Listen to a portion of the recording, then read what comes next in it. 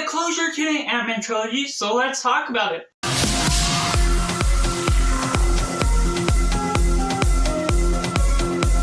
Hey everyone, it's Josh here from Wellness Cinema, where we focus on a film, and today I'm going to be ranking the Antman Trilogy from my least favorite to my favorite, and I'd love to see you guys join in the comments below.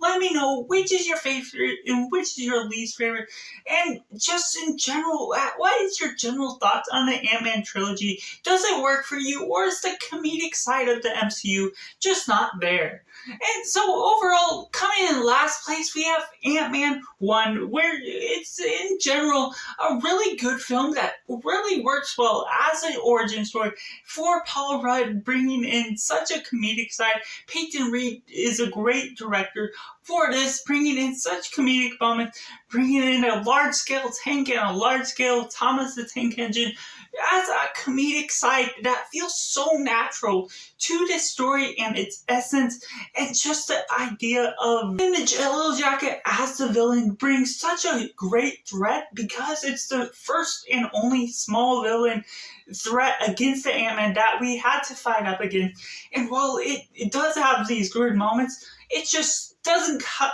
the cheese with what it's going up against. And coming in at number 2, we have Antman Wasp: Quantumania. That's slightly over that one. And overall, I generally enjoy the strange world Disney type aspect to this film, that I do like strange world movies. So the general feeling that I get from this movie feels about the same. It generally has the good aspect, some of the good sci-fi action, and just the general ideas. And while it's missing some of the characters that from the first two films, that adds a little bit more of the comedic tension that drives those films so well.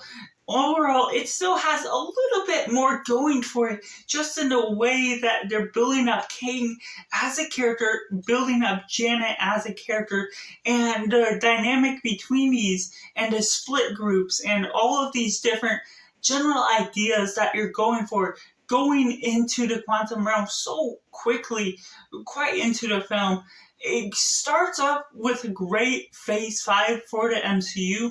Maybe it's a near bias that I'm going for, but overall I just generally enjoy Quantumania thus far.